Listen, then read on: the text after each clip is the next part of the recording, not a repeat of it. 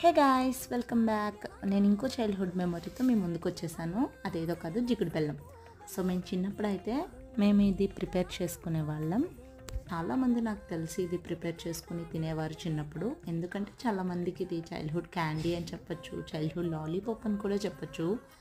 మేమైతే చిన్నప్పుడు కషర్ దగ్గరికి వెళ్ళే వాళ్ళం.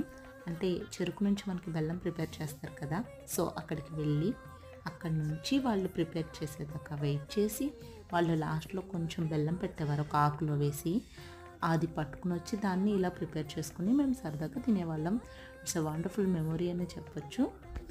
సో మీలో ఎంతమంది ఇలా తిన్నారో తప్పకుండా కామెంట్ సెషన్లో కామెంట్ చేసేయండి.